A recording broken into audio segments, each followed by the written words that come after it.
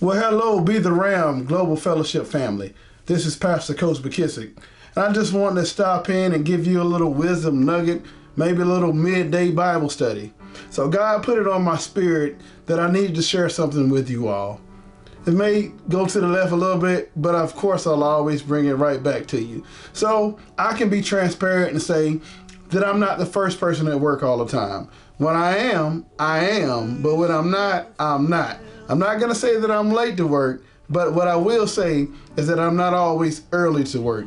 And some of you may say who know, well, how can you be late to work, or how can you not be early or on time when you live so close to your job? I mean, it's got to be no more than 5 miles from my house, from my doorstep to the front door of the place that I work in. And I will tell you this, sometimes when where you're going is in close proximity to where you are, then you get complacent. Then you start kind of taking it for granted that it's so close. But what you don't do is you don't plan for a car accident.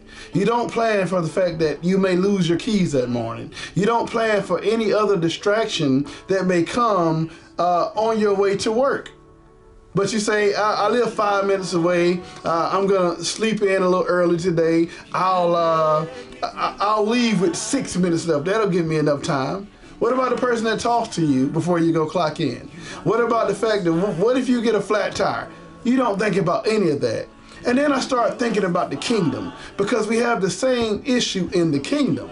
Whenever our blessing is in close proximity to where we are, we sometimes get complacent. We don't have the same energy that we had when our blessing seemed out of reach. See, the issue is that when we were in that place and trying to get to the place, we wanted it. We prayed, we read our Bible, we did it. You know, we did whatever we needed to do to make sure God knew that we were passionate about where we're trying to go. But see, do you understand that passion and proximity work together? But at times, we allow it to work against each other. What do you mean, Pastor Coach? Well, I thought about it. I said, God, am I the only person that has issues with proximity and passion? Am I the only person that gets close to where I need to be and can't seem to follow through at times? I can't seem to complete the drill? God said no. He brought me to Joshua chapter 5, verse 6. And it said that the people, the Israelites, they never made it to the promised land. They were not allowed to enter the promised land because they began to be disobedient. Do you understand that when you're not doing what you need to do, then you're being disobedient? When God calls you to do a certain thing, but you have your mind set on another thing, or you're complacent or comfortable where you are, then that's disobedience. Because God calls you to be great. Now think about it. When the Israelites were in slavery, when they were being held captive, there were issues. They were upset. They were mad. But then Moses came along and he said, I'm going to free my people. And there was excitement. Everybody was happy. This is like saying, hey, I see you. You're about to graduate college. Now you're about to get this job. You get excited. My life is about to change. Things are about to get better. God has finally answered my prayers. That's exactly how we are. We're excited. Do y'all hear me? Is anybody listening to me? We're excited. And then it took Pharaoh going through 10 plagues. I mean, he really wanted these people captive. There were 10 plagues that happened. And then he finally said, man, you take these jokers and go on about your business, because they ain't bringing me nothing but trouble. And of course, he tried to follow behind them anyway, and they got drowned in the Red Sea. However, that just lets you know the intensity of the moment, the amount of stress and strain they put on Pharaoh to get free. It was Moses, and he put on Pharaoh to get free. And when they got free, they then went into this journey. And it was a journey that they had to take. And the goal of the journey was to get to this place, this land of milk and honey, this land of money and happiness, this land of joy, this land of peace. And if they could just get to this land, everything was going to be okay. But here's the issue. They had to go through the wilderness In order to get where they needed to go, they had to go through a place. That's where a lot of us are. We get stuck going through. We get stuck going through our issue. We get stuck going through life. We get stuck going through an issue in our body. That's the issue there. We get stuck there and we stay there, just like the Israelites did. They got there and they looked and said, you know what? I know I was promised this place. It was milk and honey, and I'm not there. But I know I'm not back there in that place. They actually began to look back and say, well, at least they had onions there. We might just go back into slavery.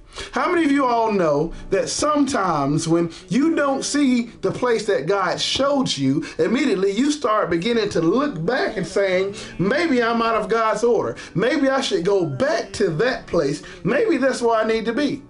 It ain't just those people. It's these people right now. But what happened?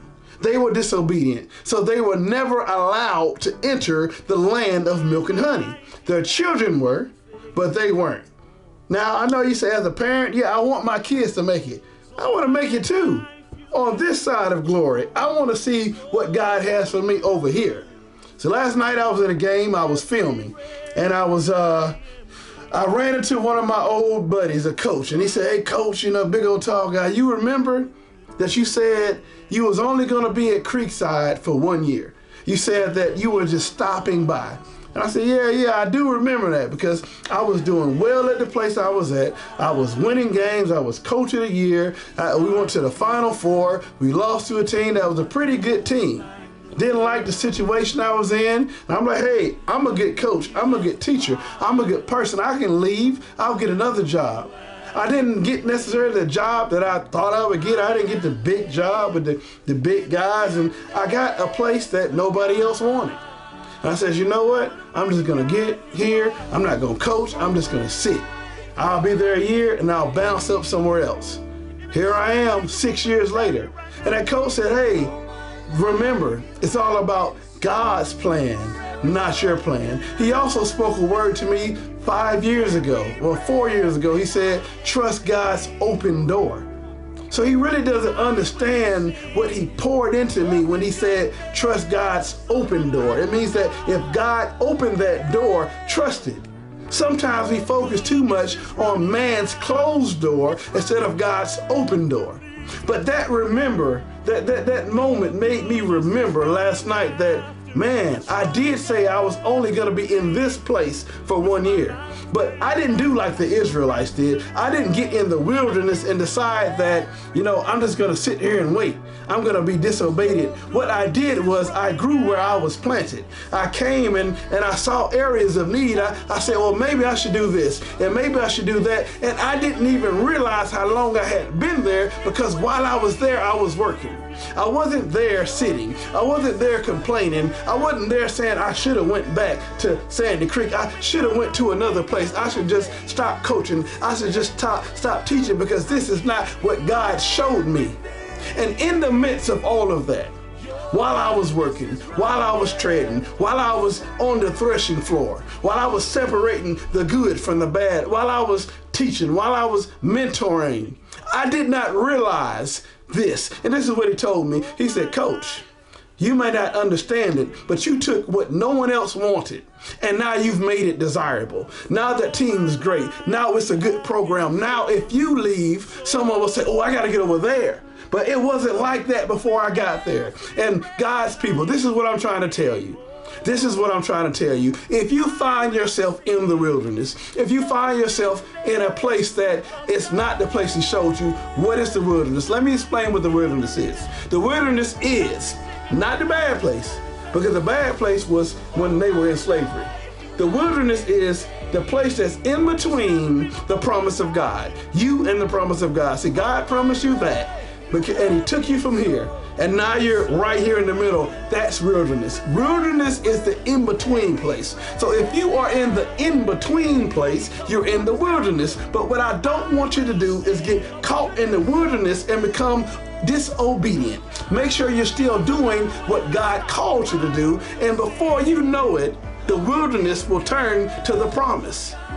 He didn't say that I'm going to take you here. Maybe where he brought you is exactly where you need to be. I need you to work in the wilderness. If you're in a wilderness place, it's not the time for you to sit down. It's not the time for you to start complaining. It's the time for you to work. God put you there for a moment. It's God's plan, not yours. You need to trust God's open door. Do you understand what I'm saying in this moment? I'm not trying to preach to you. I just want to tell you what thus saith the Lord. So now, if you're in that place, if you're in that wilderness place, I need you to teach. I need you to grow. I need you to plant. I need you to see what God wants you to do. And then you'll understand that maybe this is where I need to be. Maybe when it's time to go, it'll be a separation that I really don't want to have because I like it here. It's good here. Now I've planted myself. Now I have roots in the area. Now I'm where God needs me to be. The last analogy that I'll give you, if you think about a plot of land, you have visionaries and you have buyers. Let's say if you ride by a plot of land 20 years ago and all you saw was trees. All you saw was a swamp. All you saw was a deserted area. But someone else rode by that same piece of land and they said, oh, I can do something with that. Oh, I can use that. I'm going to get out there and I'm going to clean up that land. I'm going to cut down these trees. I'm going to level this ground. And in 20 years, that piece of land that no one wanted, that undesirable piece of land, that dirty piece of land, that filthy piece of land that person bought for $10,000 will now be worth 10 million, if not 20 million, if not 30 million. All it needed was someone to step in that land, on that land, and work that land. Someone else saw a wasteland, but another person saw a worth land. Something that I can see worth in this. And that's how God sees us. Some of us are in situations. Some of us have done things. Some of us have had things done to us. And we see ourselves as wasteland. We see ourselves as wilderness land. We see ourselves as undesirable. We see ourselves as something that can't be used for the kingdom. And I will tell you this, that you see yourself that way, but God sees you in another way. God says that you are exactly who I want. You are exactly where I want you at. You are exactly what I need in this moment. And I have you exactly where you are because I have something that I need you to accomplish. And what I need you to do is stop devaluing yourself. Stop appraising yourself falsely. You're worth way more than you give yourself credit for. Stop selling yourself for less than you're worth. You'll never be on the clearance rack. You'll never go on sale. You are God's chosen. And make sure that you know that. Proximity, passion. Proximity, passion. Proximity, passion. Don't get lazy because you're close to what God has for you.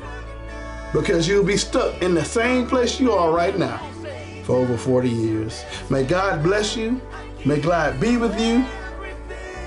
And may God show his light and shine his light all over you. This is Pastor Coach McKissick. This is a little quick check-in.